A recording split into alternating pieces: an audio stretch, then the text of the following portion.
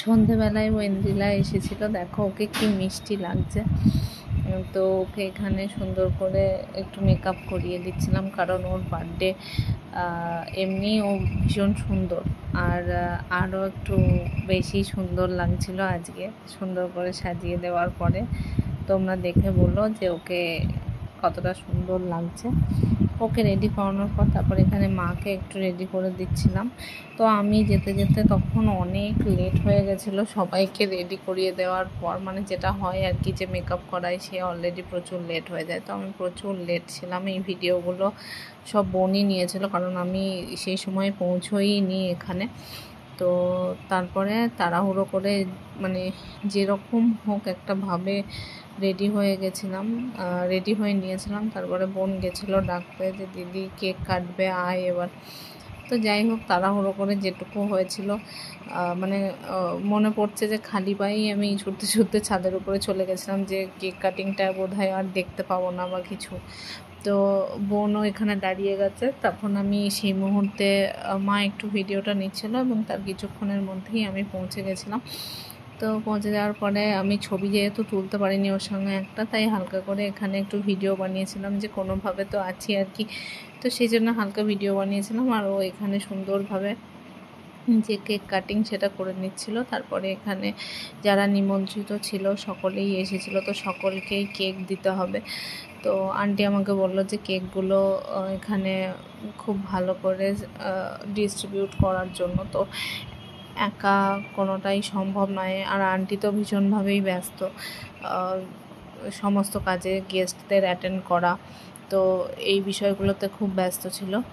তো সেই জন্য ফ্ল্যাটেরই আরেকটা আন্টি, মানে পিঙ্কি আন্টি, তো আমি বলেছিলাম আমি কেকগুলোকে কাটিং করে দিচ্ছি, তুমি একটু নিয়ে প্লেটে প্লেটে দিয়ে দাও। আর একটা দিদি ছিল, সেই দিদিকে বলেছিলাম তুমি একটু দেখো যে কে কে পেয়েছে বা পায়নি, সেটা দেখে সকলের মধ্যে কেকটা ডিস্ট্রিবিউট করে দাও।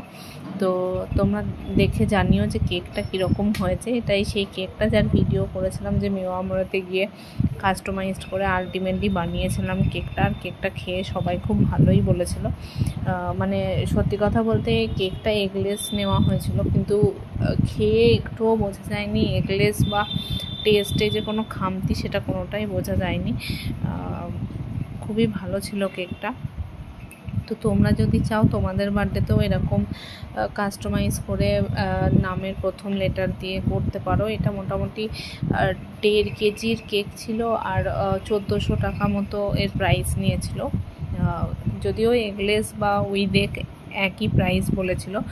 তো তোমরা যদি চাও বা তোমাদের যদি ভালো লাগে এরকম নিতে পারো, তোমাদের সুবিধার্থে ইনফরমেশানগুলো দিয়ে রাখলাম।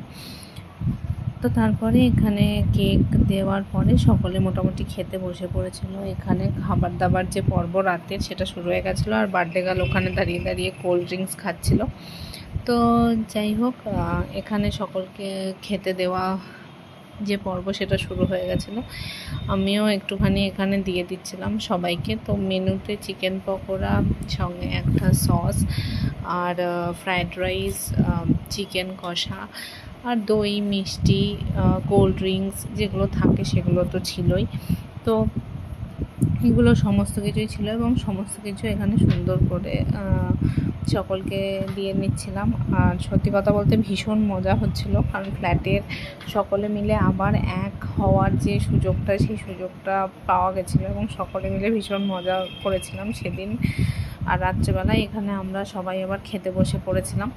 তো এটা চিকেন পকোড়া, যেটা আন্টি এখন খাচ্ছে, আর আন্টি এখানে খুব সুন্দর রিভিউ দিচ্ছিল। মা আর একটা আন্টি আর এই দিদি আমাদের খেতে দিচ্ছিল। তো তারপরে এখানে চাটনি দিয়ে ডিনার কমপ্লিট।